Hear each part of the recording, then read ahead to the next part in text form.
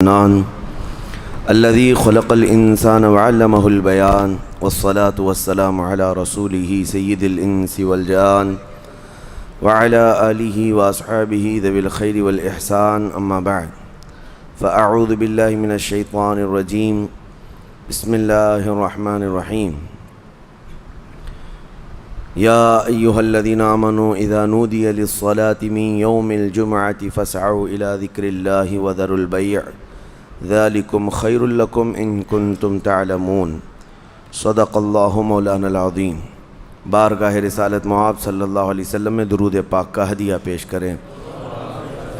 اللہم صلی علی سیدنا و مولانا محمد معدن الجود والکرم وآلہ واصحابہ الکرام وابنہ الکریم وبارک وسلم صلاة دائمة سرمدا ابدا۔ آج رمضان المبارکہ کا یہ آخری جمعہ ہے جس کو جمعۃ الوداع بھی کہا گیا۔ اس جمعہ کی بڑی فضیلت ہے اور اہمیت ہے۔ یہ مسلمانوں کی ہیبت اور مسلمانوں کی عظمت و شان کا مظہر ہے، اور پہلے سے بزرگوں میں اس کے اہتمام کا اور اس جمعہ کے خاص اہتمام کا ذکر ملتا آیا ہے۔ نبی اقدس صلی اللہ تعالیٰ علیہ وسلم اور ان کے صحابہ اور ان کے بعد امت کے اکابرین نے اس جمعہ کا بڑا اہتمام کیا۔ روایتوں میں یہ ملتا ہے کہ پورے رمضان المبارکہ میں جتنی رحمتیں روزانہ اترتی تھیں وہ ساری رحمتیں آج کے دن اللہ اتارتا ہے، اتنی برابر۔ اور نبی اکرم صلی اللہ علیہ وسلم کی ایک حدیث میں یہ بھی ہے کہ اس کی ساعتیں یعنی دن اور رات ملا کر 24 گھنٹے ہوتے ہیں، ان میں سے کوئی گھنٹہ ایسا نہیں ہے جس میں ہر لمحے اللہ کریم 6 لاکھ لوگوں کو جہنم سے آزاد فرماتا ہے۔ ہر لمحہ اس کا اس ماہ مبارکہ کے اس آخری جمعہ میں کاش ہمارا نام بھی وہ آزاد ہونے والوں میں شامل ہو جائے۔ عزیزان گرامی وقار، ایک روایت یہ بھی ہے کہ آج اللہ کے فرشتے زمین پر اترتے ہیں اور مومنین سے مصافحہ کرتے ہیں، اور شام ہونے تک افطار تک فرشتے ان کی مغفرت کی دعا کرتے رہتے ہیں۔ اللہ کریم میں جس مومن سے ملاقات کیا اس کی تو مغفرت فرما دے، تو اللہ تبارک و تعالیٰ فرشتوں کی سفارش پر ان کی مغفرت کا عام اعلان بھی فرماتا ہے۔ یہ آج کے دنوں کی بڑی خصوصیت ہے، اس لیے اس کا اہتمام بھی کرتے ہیں۔ اور ویسے دنیا بھر میں خصوصیت کے ساتھ آج کے دن کو یوم القدس کے نام سے منایا جاتا ہے۔ یوم القدس کا مطلب کیا ہے؟ رمضان کے آخری جمعہ کو بیت المقدس مسجد اقصیٰ کے تحفظ کی یادگاری کے لیے امت میں اس کو مشہور کر دیا گیا کہ کم از کم امت میں نئے بچوں کو، نئے جوانوں کو، نئی جنریشن کو یہ پتہ لگے کہ بیت المقدس کیا ہے، مسجد اقصیٰ کیا ہے، ورنہ تو یہ قوم بھول جائے گی۔ یہ دھیرے دھیرے ان کے ذہنوں سے ساری چیزیں ختم ہو جاتی ہیں۔ یہاں ہمارے ملک میں رہتے ہوئے اب نئے بچوں سے پوچھیں تو بابری مسجد انہیں نہیں معلوم۔ پرانے لوگ جانتے ہیں جن کے سامنے حادثے ہوئے ہیں، لیکن جو نئے لوگ دنیا میں آتے ہیں یا جوان ہوتے رہتے ہیں تو ان تمام چیزوں سے وہ واقف نہیں ہو پاتے۔ تو یہ علماء کی ذمہ داری ہے اور بڑوں کی یہ ذمہ داری ہے کہ یہ معلومات منتقل کرتے رہیں اپنی جنریشن میں۔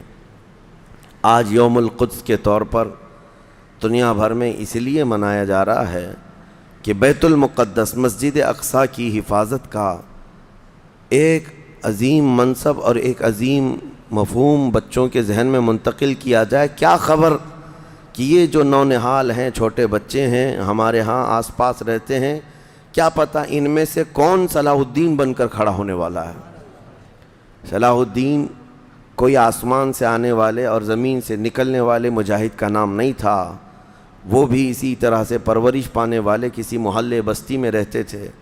اور صلاح الدین ایوبی نے ان حالات کا سامنا کیا تھا جب عیسائیوں نے بیت المقدس پر زبردستی قبضہ جمایا ہوا تھا، جبکہ حضرت عمر فاروق رضی اللہ تعالیٰ عنہ کے زمانے سے لے کر تقریباً 400 سال تک بیت المقدس پر اذانیں ہوتی رہیں، نمازیں ہوتی رہیں، اور صرف ان عیسائیوں کو وہاں آنے کی عام اجازت دی گئی تھی فاطمی دور میں۔ ویسے اگر میں تاریخ بتاؤں تو بیت المقدس روئے زمین پر یہ تیسرا اہم مرکز ہے مسلمانوں کا۔ حرم کعبہ اور مسجد نبوی کے بعد تیسرا حرم مسجد اقصیٰ ہے، بیت المقدس ہے۔ اور ویسے اس کے انعقاد اور زمین پر اس کے پائے جانے کی تاریخ تو بہت پرانی ہے۔ فرمایا گیا اللہ تعالیٰ نے روئے زمین پر سب سے پہلے خانہ کعبہ کو بنوایا، وہ فرشتوں نے اس کی تعمیر کی۔ تو مکہ مکرمہ میں خانہ کعبہ بنانے کے صرف 40 سال کے بعد یہ فلسطین میں بیت المقدس کو فرشتوں نے تعمیر کیا۔ سب سے پہلے وہ جگہ فرشتوں نے اس کو مقدس بنائی۔ تو اس زمانے سے آدم علیہ الصلوۃ والتسلیم کے زمانے سے یہ بیت المقدس کا علاقہ مقدس ہی رہا، اور اس کو ارض المقدس کہا جاتا ہے آج بھی عربی میں۔ پھر انبیاء اکرام علیہ السلام آتے رہے، اور اکثر انبیاء اکرام علیہ السلام کی عبادت گاہ رہی۔ بنی اسرائیل کے تقریباً انبیاء اکرام بیت المقدس کو ہی اپنا مسکن بنائے ہوئے تھے، اپنا وطن بنائے ہوئے تھے۔ کتنے انبیاء اکرام کا ذکر کروں، تقریباً 30,000 انبیاء اکرام آج بیت المقدس کے ارد گرد دفن ہیں۔ 30,000 انبیاء اکرام علیہ السلام۔ اور اولو العزم پیغمبروں میں حضرت سیدنا ابراہیم علیہ السلام وہیں پر ہیں، آپ کے بیٹے حضرت اسحاق علیہ السلام وہیں ہیں، ان کے بیٹے حضرت یعقوب علیہ السلام وہیں ہیں، پھر موسیٰ علیہ السلام وہیں ہیں، اور اس کے علاوہ زکریا علیہ السلام، داؤد علیہ السلام، سلیمان علیہ السلام، جلیل القدر انبیاء کرام سب بیت المقدس میں ہیں۔ تو یہ بیت المقدس اس لیے بھی اہمیت کا حامل ہے کہ مسلمانوں سے پہلے یعنی انبیاء کرام علیہ السلام کے دور میں یہ مرکز رہا، قبلہ رہا اکثر امتوں کا۔ تو یہودی جو ہے چونکہ ان انبیاء کرام کے فالوورز میں آتے ہیں، حضرت ابراہیم علیہ السلام کے، حضرت اسحاق اور حضرت یعقوب علیہ السلام کے، تو ان کے لیے بھی یہ مقدس تھا۔ اور پھر مزے کی بات یہ ہے کہ حضرت بی بی مریم کی ساری تربیت جو ہے بیت المقدس کے اندر ہوئی، جیسے کہ آپ نے تفسیر میں سماعت کیا ہوگا۔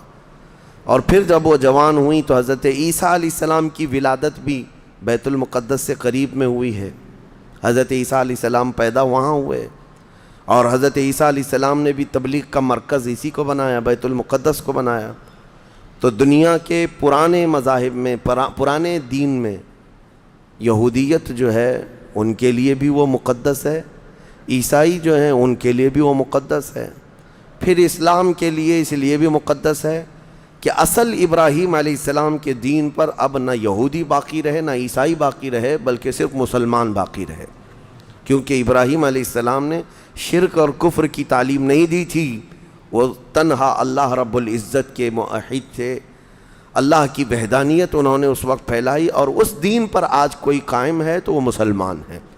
تو انبیاء اکرام علیہ السلام کے وارثین بھی یہ امت محمدیہ ہیں پچھلے انبیاء کے۔ اور اس کے علاوہ ایک عظمت والی چیز یہ ہے کہ جب میرے آقا صلی اللہ تعالیٰ علیہ وسلم اعلان نبوت فرمائے اور تقریباً نمازیں فرض ہوئیں، تو نمازوں میں بھی تقریباً 17 مہینے تک حضور صلی اللہ علیہ وسلم اور صحابہ نے بیت المقدس کی طرف منہ کر کے نمازیں ادا کیں۔ اس اعتبار سے ہمارا پہلا قبلہ وہی ہے، پہلا قبلہ جس کو قبلہ اول کہا گیا ہے۔ پھر حضور کی خواہش پر قبلہ بدل دیا گیا، خانہ کعبہ قبلہ ہو گیا ہمارا۔ اور ایک بڑی اہمیت اس بیت المقدس کی یہ بھی ہے کہ جب نبی اکرم صلی اللہ تعالیٰ علیہ وسلم معراج کی شب تشریف لے جا رہے تھے رب ذوالجلال کی ملاقات کے لیے، تو جبرائیل امین کے نے براق کی سواری کو حرم سے لے کر سب سے پہلے جہاں پر اتارا تھا وہ بیت المقدس ہے۔ بیت المقدس جہاں پر آج بھی وہ جگہ باقی ہے جہاں رسول کریم صلی اللہ تعالیٰ علیہ وسلم کی سواری براق کو باندھا گیا تھا، اور حضور نے اندر جا کر 1,24,000 کم و بیش نبیوں کو حضور نے امامت فرمائی تھی۔ یہ وہ بیت المقدس ہے جہاں سارے نبیوں نے میرے نبی کا خطبہ پڑھا تھا معراج کی شب، اور اس کے بعد رسول اقدس صلی اللہ تعالیٰ علیہ وسلم وہاں سے آسمانوں کا سفر کیے۔ تو بیت المقدس مسلمانوں کے لیے اس لیے بھی اہم ہے کہ میرے آقا کی امامت گاہ بھی ہے اور ہمارا قبلہ بھی ہے۔ اب یہ زمانے میں چلتا رہا، جب حضور اکرم صلی اللہ تعالیٰ علیہ وسلم کا دور تھا ظاہری زندگی کا، اس وقت بیت المقدس پر عیسائیوں کا ہی قبضہ تھا. ہم یہ بتاتے ہیں عیسائیوں کا، لیکن عیسائیوں نے کہاں سے قبضہ کیا تھا؟ وہ تو یہودیوں سے حاصل کیا تھا. یہودیوں کو مارتے تھے. اتنی خطرناک جنگیں ہوتی تھیں عیسائیوں میں اور یہودیوں میں کہ بیت المقدس میں خون خرابہ یہ آج کی تاریخ نہیں ہے، بہت پرانی تاریخ ہے. ٹائٹس نام کا ایک عیسائی بادشاہ جس نے پورے بیت المقدس کی اینٹ سے اینٹ بجا دی تھی، اور اس نے جتنے یہودی وہاں پر آباد تھے سب کو قتل کروا دیا تھا. پھر عیسائیوں کا قبضہ ہوا تھا. کتنے بڑے بڑے عیسائی بادشاہ آئے اور انہوں نے وہاں پر سوائے ظلم کے اور کچھ نہیں کیا بیت المقدس میں. یہ تو ان کی تاریخ چلتی تھی عیسائیوں کی، یہودیوں کی. یہودیوں سے کئی مرتبہ بیت المقدس لے لیا گیا اور عیسائی جھنڈا وہاں لہرایا گیا. کئی 100 سال تک عیسائیوں نے یہودیوں کا داخلہ بھی بند کر رکھا تھا کہ کوئی یہودی پھٹکنے بھی نہ پائے. بیت المقدس تو چھوڑیں، یروشلم میں، فلسطین میں کسی یہودی کی انٹری نہیں تھی. عیسائیوں کا جب غلبہ تھا تو یہ کئی زمانے تک چلتا رہا. اصل یہاں پر کیا تھا وہ میں آپ کو بتا دوں. یہ بیت المقدس کا مسئلہ آپ کو سمجھنا اس لیے بھی ضروری ہے کہ آج پوری دنیا میں یہ ایک سب سے بڑا ایشو کیوں ہے. اس کی بنیاد یہ ہے کہ حضرت آدم علیہ السلام کے بعد سے وہ جگہ مقدس تھی، فرشتوں کی تعمیر کی ہوئی. لیکن جب حضرت داؤد علیہ السلام تشریف لائے تو آپ نے، چونکہ آپ کی حکومت تھی اس وقت، آپ بادشاہ تھے، آپ نے ایک مسجد تعمیر کرنے کا حکم دیا. لیکن آپ کے زمانے میں وہ کام نہ ہو سکا تو اپنے بیٹے حضرت سلیمان علیہ السلام کو انہوں نے حکم دیا. سلیمان علیہ السلام بادشاہ بھی ہوئے اور داؤد علیہ السلام کی کرسی پر بھی فائز ہوئے، اور وہ نبی بھی تھے، رسول بھی تھے، امت بھی تھی آپ کی. اور سلیمان علیہ السلام کو تو اللہ تعالیٰ نے ایسی طاقت دی تھی کہ وہ ہواؤں پر بھی حکومت کرتے اور جنات پر بھی حکومت کرتے. تو سلیمان علیہ السلام نے کام شروع کیا. یہ وہ جگہ تھی جہاں موسیٰ علیہ السلام عبادت کیا کرتے تھے. اس جگہ پر سلیمان علیہ السلام نے ایک مسجد بنانے کا حکم دیا اور یہ جنات بنانا شروع کرتے ہیں. اس کا ذکر قرآن پاک میں بھی موجود ہے. حضرت سلیمان علیہ السلام نے جب پورا ڈیزائن دیا کہ اس طرح سے بننا ہے تو پھر جنات تعمیر کرتے رہے اور جنات اتنا خوف کھاتے تھے سلیمان علیہ السلام سے کہ وہ ایک لمحہ بھی حضرت سلیمان علیہ السلام سے غافل نہیں ہوتے یا حکم عدولی نہیں کرتے. ہوا یہ کہ کام ابھی کمپلیٹ نہیں ہوا تھا کہ سلیمان علیہ السلام کا انتقال ہوا تو جنات بھاگ جاتے. لیکن اللہ کی مصلحت، حضرت سلیمان علیہ السلام لکڑی لے کر یوں کھڑے رہتے تھے، اپنا عصا لے کر کے کھڑے رہتے تھے اور کام دیکھتے رہتے تھے. جب تک سلیمان علیہ السلام کھڑے ہیں تیزی سے جنات بڑے بڑے پتھر لاتے تعمیر کرتے رہتے تھے. انتقال ہوا سلیمان علیہ السلام کا اور آپ ایسے ہی کھڑے رہ گئے. آپ کے کھڑے کھڑے وفات ہوئی ہے. اور اس طرح سلیمان علیہ السلام کی وفات کو سالوں گزر گئے لیکن آپ وہاں سے ہٹے نہیں کیونکہ کام چل رہا تھا. قرآن میں ہے، اللہ تعالیٰ فرماتا ہے جب لکڑی کو دیمک کھا گئی، کتنے سال گزر گئے ہوں گے. حضرت سلیمان علیہ السلام یوں ہی کھڑے تھے. اور عام دوسرے لوگوں کی موت تو چھوڑو، نیند میں کھڑا ہو کر کے دکھائے. وہ اللہ کے نبی تھے کہ انتقال کے بعد بھی وہ کھڑے رہے. روایتوں میں کئی سالوں تک، 10 سالوں تک آپ کھڑے رہے. اور اس کے بعد دیمک کھا گئی لکڑی کو تو لکڑی ٹوٹ گئی. تب سلیمان علیہ السلام زمین پر آ گرے. جنات اسی وقت جان گئے کہ یہ تو انتقال کر گئے ہیں. تب تک بیت المقدس کا کام کمپلیٹ ہو گیا تھا، جنات بھاگ گئے سب. یہ تعمیر، اس کو اصل میں بیت المقدس نہیں کہا جاتا تھا اس وقت، یہ ہیکل سلیمانی. یہ یہودیوں کے عقیدے کے اعتبار سے فرسٹ ٹیمپل ہے، پہلا مندر یا پہلی مسجد جو بھی ہے مقدس تھی. یہ ہیکل سلیمانی جو سلیمان علیہ السلام نے جنات سے بنایا تھا، اور سلیمان علیہ السلام کی کرسی جہاں لگتی تھی اس وقت حضرت سلیمان علیہ السلام نے جنات اور سرکش لوگوں سے اور جادوگر لوگوں سے سب چیزیں جادو کی چھین کر اپنی کرسی کے نیچے دفن کر دیا تھا. سب ختم کیا تھا کہ کوئی جادو ٹونا یہ سب چیزیں نہ ہوں، کیونکہ یہودی جادو کے پیچھے بہت بھاگتے تھے، صرف جادو میں ہی دن رات۔ آپ نے سب دفن کیا، اور اس کے بعد آپ کے انتقال کے بعد سالوں بیتے اور اسی طرح سے رہے۔ لیکن پھر یہ ہیکل سلیمانی کو ایک بادشاہ آیا جو عراق کا رہنے والا تھا، اس کی یہودیوں سے دشمنی تھی، اس نے ایسا حملہ کیا کہ پورے ہیکل کو توڑ ڈالا، یعنی جو جنات کا بنایا ہوا تھا اس کو مکمل طور سے مسمار کر دیا۔ ایک دیوار باقی رہ گئی، ایک دیوار باقی رہ گئی، جہاں جا کر کے آج یہ یہودی روتے ہیں، دیوار گریا اس کو کہتے ہیں۔ وہ اس زمانے کی ایک باقی رہ گئی، باقی پورا ہیکل گرا دیا۔ زمانہ بیت گیا، یہودی اس بات پر روتے رہے کہ ان کو مارا گیا، قتل کیا گیا۔ پھر عیسائیوں کا اس پر قبضہ رہا، پھر عیسائیوں سے یہودیوں نے ایک بار پھر حاصل کیا، پھر دوبارہ یہ ٹائٹس کے زمانے میں عیسائیوں نے مار کر کے پورے یہودیوں کو خون خون کر دیا، اور پھر بیت المقدس کچھ نہیں تھا، ایک دیوار تھی، ایک دوسری وہاں پر ایک چھوٹی سی عمارت بنائی گئی۔ اس عمارت کو یہ سیکنڈ ٹیمپل کہتے ہیں، سیکنڈ ٹیمپل، یہ دوسرا مندر، اور اسی کو عبادت گاہ بنا کر چلتے رہے۔ زمانہ بیتا، یہاں تک کہ حضور صلی اللہ تعالیٰ علیہ وسلم کی نبوت کا اعلان ہوا۔ پھر اس کے بعد 23 سال گزرے، پھر آپ کی وفات کے بعد صدیق اکبر کا زمانہ آیا، پھر سیدنا عمر فاروق کا زمانہ آیا۔ تقریباً یہ 26-28 ہجری کی بات ہے، حضرت عمر کے دور میں۔ پھر حضرت عمر فاروق کے دور میں جو فتوحات ہو رہی تھی، اسلام پھیلتا جا رہا تھا، تب صحابہ کے ایک لشکر کو حضرت عمر نے فلسطین بھی بھیجا، جس میں حضرت ابو عبیدہ بن جراح بھی تھے۔ تو ان صحابہ نے اس چھوٹے سے لشکر کو لے کر فلسطین کا معرکہ ایسا سر کیا کہ یہ عیسائی سب جان چکے تھے حالات کیا چل رہے ہیں، سیرنڈر ہو گئے اور کہا ہم جو ہے یہ بیت المقدس کی ساری چابیاں آپ کے حوالے کرتے ہیں، لیکن ایک شرط ہے کہ ہم آپ کے ہاتھ میں نہیں دیں گے بلکہ مسلمانوں کے امیر المومنین کے ہاتھ میں دیں گے، وہ آئیں ہمارے پاس۔ تو وہاں جو صحابہ تھے انہوں نے خط لکھ کر بھیجا حضرت عمر کو۔ حضرت عمر مدینے میں تھے، کہا ٹھیک ہے میں آ رہا ہوں۔ قبلہ اول مسلمانوں کے ہاتھ میں تھا، بیت المقدس آ رہا تھا۔ سیدنا عمر فاروق مدینے سے چل پڑے، ایک غلام کے ساتھ نکلیں اور ایک سواری ہے، ایک خچر ہے، اور دونوں بھی کس انداز سے جا رہے ہیں، ایسا امیر المومنین جس کے رعب سے قیصر و کسریٰ کانپتے تھے، لڑائی کی کسی کے اندر مجال نہیں تھی۔ وہ ایک خچر کے سواری پر اتنا لمبا سفر طے کر رہے ہیں، وہ بھی غلام سے یہ طے کر رکھا ہے 1 میل میں بیٹھوں گا، 1 میل تو بیٹھنا، ہاں تو رسی پکڑ کے چلے گا 1 میل تک، اور اس کے بعد جب تو بیٹھے گا تو میں رسی پکڑ کے چلوں گا 1 میل تک۔ اس طرح سے تو سفر طے کیا۔ جب فلسطین پہنچ رہے تھے اور اس وقت لوگوں میں خبر تھی کہ امیر المومنین آ رہے ہیں، تو لوگ دیکھنے کے لیے شہر سے بھاگے بھاگے باہر آئے۔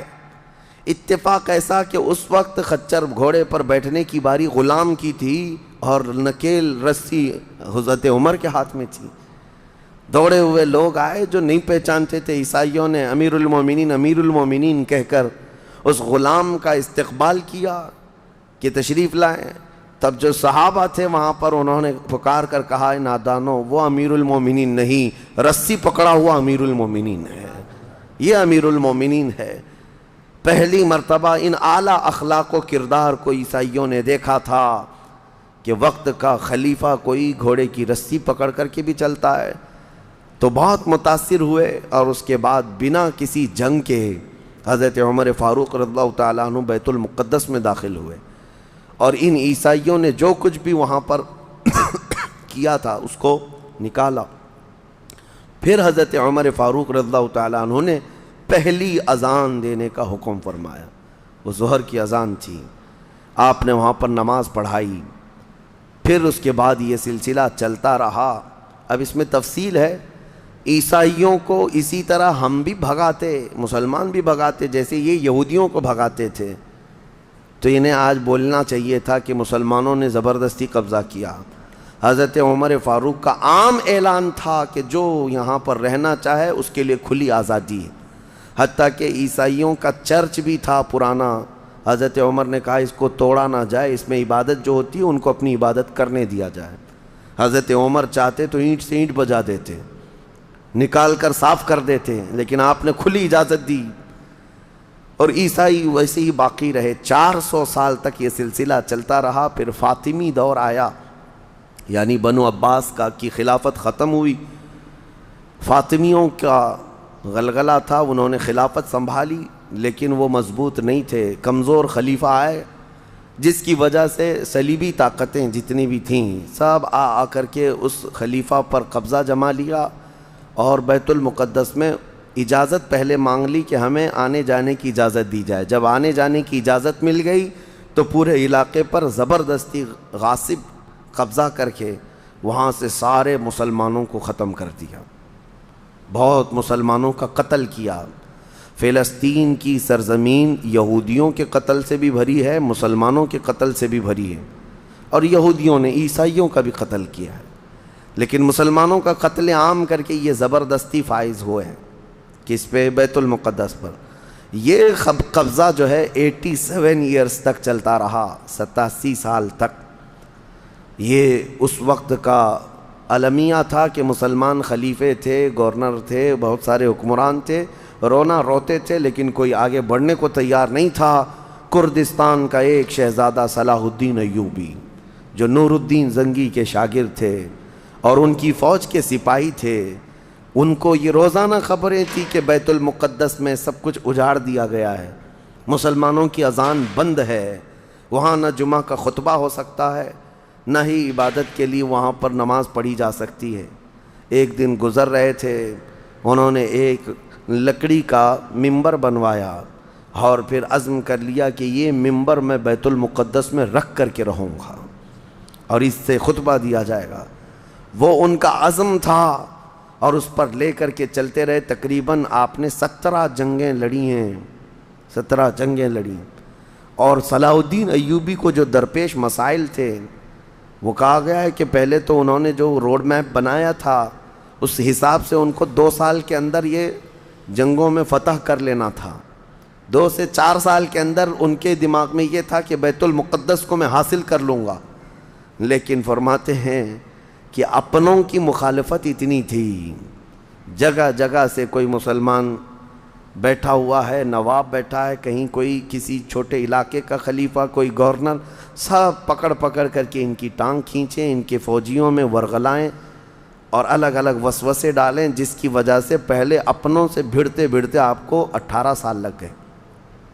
بیت المقدس پھر پہنچے، صلیبیوں سے معرکہ آرائیاں ہوتی رہیں، پھر وہ 87 سال کے بعد صلاح الدین ایوبی نے دوبارہ بیت المقدس کو ان عیسائیوں سے پاک کیا، اور آپ نے وہ ممبر وہاں پر لگایا اور تاریخی خطبہ عطا کیا تھا۔ اس کے بعد وہ بیمار ہو گئے صلاح الدین ایوبی رحمۃ اللہ تعالیٰ علیہ۔ 17 جنگیں جس نے لڑیں، اور عیسائی آج بھی صلاح الدین کے نام سے ڈرتے ہیں، اور بہت سارے تعریف بھی کرتے ہیں کہ ایسا جرنیل ہم نے دیکھا ہی نہیں دنیا میں صلاح الدین ایوبی کی طرح۔ وہ خون کا پیاسا نہیں تھا، وہ امن کا پیاسا تھا۔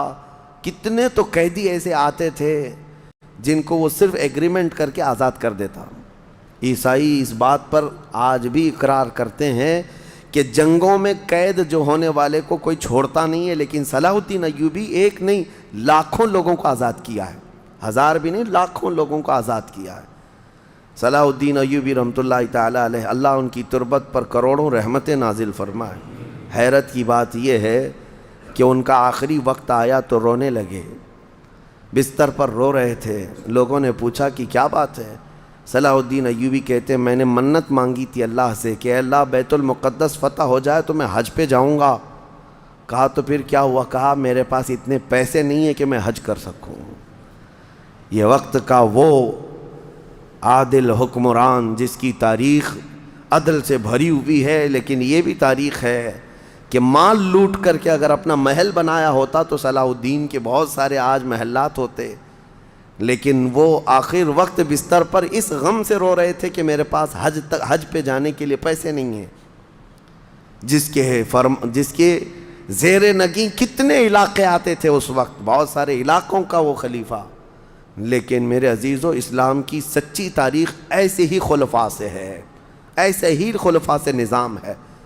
پھر یہ زمانہ چلتا رہا، تقریباً 800 سال گزر گئے، 1921 آیا، 1921، یہ جو گزری ہوئی سینچری ہے ابھی ہماری، یہ فرسٹ ورلڈ وار جب ہوئی، پہلی جنگ عظیم، اس جنگ کے دوران یہودیوں نے زبردستی اجازت مانگی برطانیہ کو ثالث بنا کر کے، کیونکہ جب ترکی کی حکومت ختم ہو گئی، جس کو خلافت عثمانیہ کہا جاتا ہے، جب وہ کمزور ہو کر گر گئی، کیونکہ ان کا دبدبہ تھا، یہ آخری خلافت ہے جو زمین پر تھی، اگرچہ خلافت کے نام سے جو مشہور رہی، تو حضور صلی اللہ تعالیٰ علیہ وسلم کی وفات کے بعد سے لے کر یہ ترکی کی خلافت عثمانیہ تک اس روئے زمین پر خلیفہ ہر زمانے میں کوئی نہ کوئی رہا، لیکن 1921 سے لے کر 1921 سے لے کر اب کا زمانہ آ گیا 2023،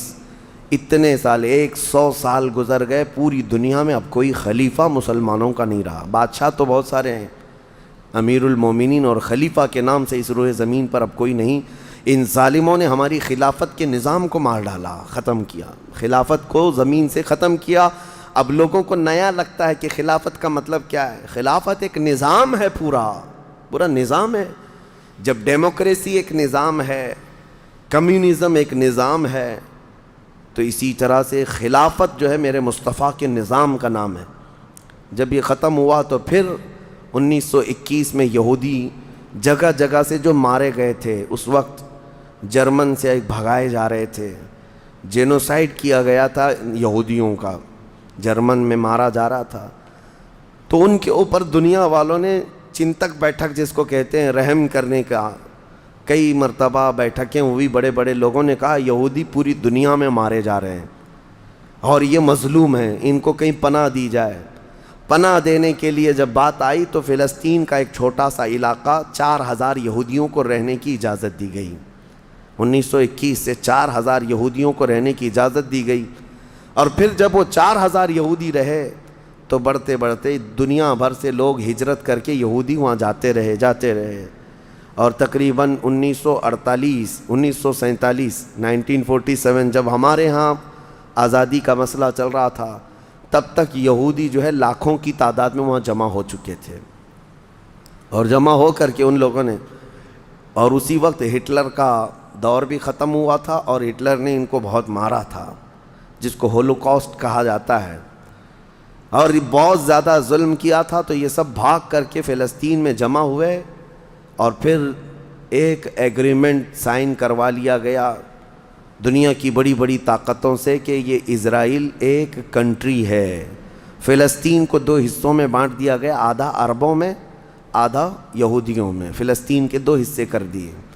تو آدھا یہودیوں کو ملا تو ٹھیک ہے، لیکن اس کے غصے میں عربوں میں جنگ شروع ہوئی۔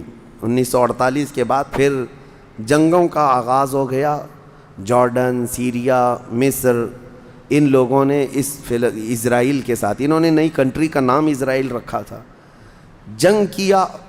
جب جنگ کرتے رہے، اسرائیل اپنے پیر پھیلاتا رہا اور آگے بڑھتا رہا، کیونکہ اس وقت ان عربوں کے اندر یا جدید ہتھیار نہیں تھے۔ اسرائیل کو فلی طور پر امریکہ کا سپورٹ تھا، UK کا سپورٹ تھا، یورپ کا سپورٹ تھا۔ ان تینوں ملکوں کے ساتھ بڑی خوفناک جنگوں میں ان کو پیچھے ڈھکیل دیا گیا، بلکہ جو صحرائے سینا تھا مصر کا، وہ بھی اسرائیل نے قبضہ کر لیا۔ طور سینا جس کو کہتے ہیں، کوہ طور، وہ بھی ان کے لیے مقدس تھا، وہ بھی حاصل کر لیا۔ پھر اس کے بعد دوسری جنگ بھی ہوئی تھی مصر کی، تب مصر نے وہ علاقہ واپس لیا اور اسرائیل کو سمیٹنے کی کوشش کرتے رہے۔ 3 بڑی جنگوں میں ہوا یہ کہ جب جنگ ہوتی رہی، اسرائیل پھیلتا رہا۔ پھر 1978 کے قریب یا 75 کے آس پاس اسرائیل نے پورے طور پر فلسطین کا کنٹرول اپنے ہاتھ میں لے لیا، جس میں بیت المقدس بھی چلا گیا۔ یہ ہے تاریخ میں آدم علیہ السلام کے زمانے سے لے کر یہاں تک کی بتا رہا ہوں، مختصر جھلکیاں۔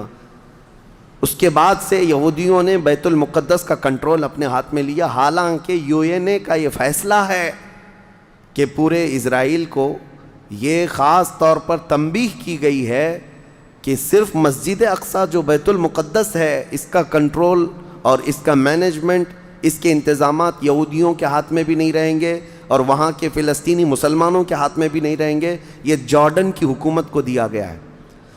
جارڈن کی حکومت جس کو کسٹوڈین آف یہ کہا جاتا ہے بیت المقدس، وہ اس کے انتظام دیکھتی ہے، لیکن برائے نام ہے یہودیوں نے دھجیاں اڑا رکھی ہیں پورے دنیا بھر کے قوانین کی، جہاں جہاں ان کو پابندی تھی کہ یہاں نئے گھر نہیں بنائیں گے۔ ابھی 3-4 سال پہلے انہوں نے پورے مسلمانوں کے محلے کو ختم کر کے 200 گھر بنائے، یہودیوں کو آباد کیا۔ برسوں سے یہاں جو مسلمان تھے، ابھی آپ جا کر کے کبھی دیکھیں یروشلم، بیت الحم جو بیت المقدس کے آس پاس کے علاقے، رام اللہ 40 سال 45 سال ہو گئے دکانوں کو تالے لگے ہوئے ہیں، جالے لگے ہوئے ہیں، لیکن کھولنے کی اجازت نہیں ہے۔ اتنے پرانے وقت سے دکانیں بند ہیں، کہا کہ نہیں یہودیوں کی طرف سے کوئی یہاں پر کھولنے کی اجازت نہیں ہے، مسلمانوں کے نام پر۔ اور اللہ کا فضل تو دیکھیں، وہ مسلمان کیسے جگرے والے لوگ ہیں، میں نے اپنی آنکھوں سے دیکھا ہے۔ ہر جگہ کی طبیعت کے اعتبار سے اللہ تعالیٰ مخلوق پیدا کیا ہے۔ ان ظالم غاصب اسرائیلیوں کو ہم نے دیکھا، یہ بندوق تانے بیت المقدس کے ہر دروازے پر کھڑے رہتے ہیں، اور مسلمانوں کا فلسطینی 8 سال کا بچہ آتا ہے، اس کی نال یوں پھینک کر کے مسجد میں اندر جاتا ہے، نماز پڑھتا ہے، پھر نکلتا ہے، اور وہ فوجی دیکھتا رہ جاتا ہے، کچھ نہیں کرتا۔ بسا اوقات گولیوں سے برساتے ہیں، روزانہ کا معمول یہ ہے۔ رات کو گولیوں کی بارش ہوئی، سمیٹ کر کے ختم کیا گیا، زخمی ہاسپٹل میں گئے، دوسرے دن دیکھا عصر کے بعد بیت المقدس کے باہر صحن جو ہے وہاں پر پھر عورتیں بچے سب جو روزانہ عصر سے لے کر مغرب تک اپنی روٹیاں اپنے کھانے لے کر کے آتی ہیں، بیٹھتی ہیں، ایسا لگتا ہے یہاں کچھ ہوا ہی نہیں، کچھ ہوا ہی نہیں۔ مائیں بچوں کو بچپن سے یہ چیز ڈال دیتی ہیں کہ بیٹا اگر تو ابھی گھر سے گیا نماز کے لیے تو ہمیں یہ یقین نہیں ہوتا کہ تیرا جسم آئے گا کہ تیری لاش آئے گی۔ ہر ماں کا یہ وہاں پر جذبہ ہے، اور یہ حدیث پاک میں موجود ہے۔ میرے آقا صلی اللہ علیہ وسلم نے فرمایا لا تزال طائفۃ من امتی، میری امت میں سے ایک جماعت ایسی رہے گی جو قیامت تک حق کے لیے لڑتی رہے گی، اور اللہ ان کا ناصر و مددگار ہوگا۔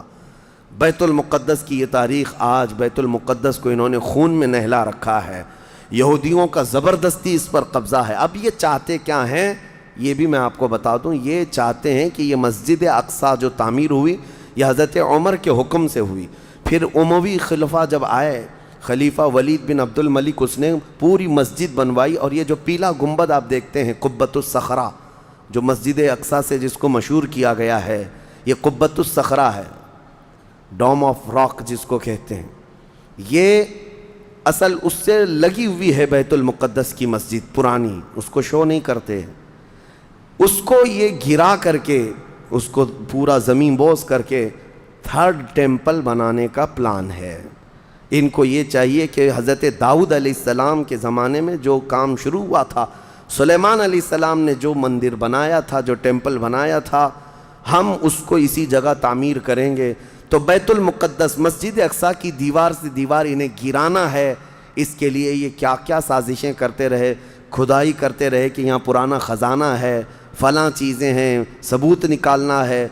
کتنا دیواروں کو ہلانے کے لیے آرٹیفیشیل زلزلے لائے گئے، مصنوعی طور پر یہ زمین ارتھ کویک لائے گئے کہ مسجد اقصیٰ گر جائے، لیکن اللہ کی مرضی جب تک چاہے۔ اب اگر حالات ایسی ہیں تو یہ مسجد اقصیٰ کو گرا کر کے وہاں پر ایک 3rd ٹیمپل بنائیں گے، جس کا پورا آرکیٹیکٹ ڈیزائن بھی انہوں نے ظاہر کر دیا ہے، نشر کر دیا ہے، کوئن بھی ایک جاری کر دیا ہے جس کو لے کر کے ان کے 3rd ٹیمپل کے اندر جائے گا، آئے گا۔ یہ 2017 کی بات میں بتا رہا ہوں، پوری تیاریاں کر لی گئی ہیں۔